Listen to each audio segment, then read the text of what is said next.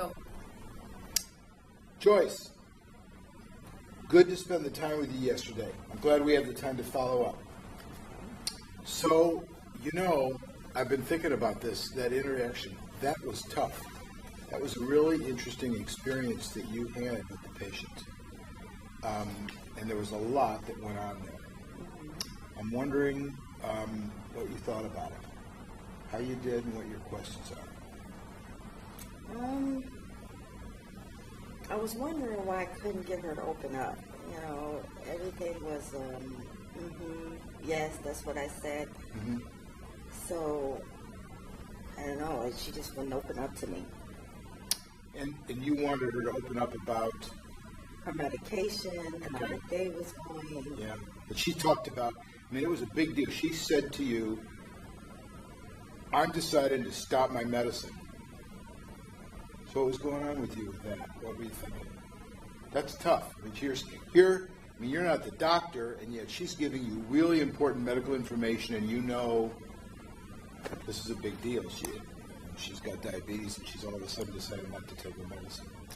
I didn't feel, because she wasn't into the visit, I didn't think it was okay to get her to open up. And, I put the information in the chief complaint for the doctor. Right. So. Aha. Okay. So in other words, you weren't sure it was your role to explore that. Right. Okay. I got the information. Patient said she didn't take her medication. Okay. Got the name of the medication. Right. But, And you documented all that. So you picked that up. Right. Yes. I actually think you did a little bit more than that, which I thought was good. You did? Yeah, I do.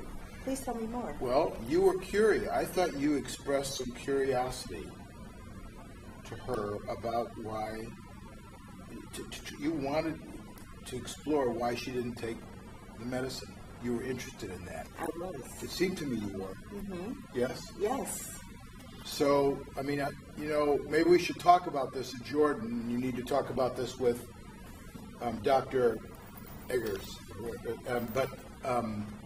to see if that fits. But in my opinion, I think if you can collect that information, and you're just advancing the progress of that encounter further down the road.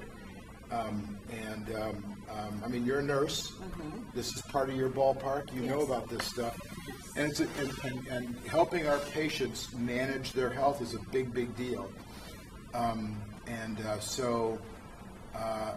think, this happens all the time, but figuring out how to explore a patient's unwillingness to participate and understanding their belief system is a very sophisticated, challenging thing to do. And you were confronted with that. And my sense is you had the instinct to explore it, but either you didn't feel like you had permission to do it or you weren't quite sure how to do it. I want to encourage you to stay with that instinct. That was important. Okay. So you mean it's okay and to ask her when she stopped the medicine, how long she stopped the medication, has she been eating okay? Is these all good ideas then? See, look at what you just did. You just recited your own knowledge. You just revealed your own knowledge about really important diagnostic data to collect. Think about what that's going to do for the doctor. When the doctor comes in the room, the doctor is going to be that much further down the road, right? And if we have her A1C as well, we're going to have a lot of data. That's going to decrease the amount of time the doctor needs to spend or allow the doctor to do that much more. So that makes you a really valuable team member. Oh. So I think you should trust your instincts. Okay. In that regard. Oh, thank you. This has been very helpful. Yeah. Is there anything else that you can think of about that interaction? Or do you have any questions for me about anything else? No, but I got ideas for my next patient. Okay. I'd like to offer one other tip. Yes. Can I do that? Sure. All right. The one other tip is how you use the screen and how that affects eye contact. So you have a very difficult challenge in that you have to enter data and you have to maintain a relationship at the same time. That's hard to do. The temptation is, a computer is very seductive. And we tend to do this and sometimes forget.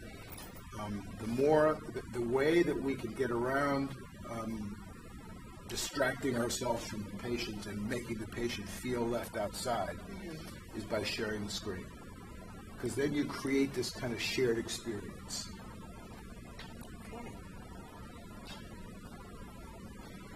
And at various times, what you can actually do is actually stop typing when you don't need to. But you can type a lot more of the time when you have this kind of shared experience with the patient, as opposed to when you're doing this. You know what I mean? Does that make sense? Makes sense. Yeah. I actually can visualize it, yes. Yeah. Yes. Good. This is great. Talk about this business, about how much information to collect with Dr. Eggers, so that, you guys are on the same page with this, but your instincts are right on the money, I think. Okay. This is good feedback for me. Good. And it's going to be very helpful. This is great. Yes. All right. I'm looking forward to doing it again. Thank you so much. All right.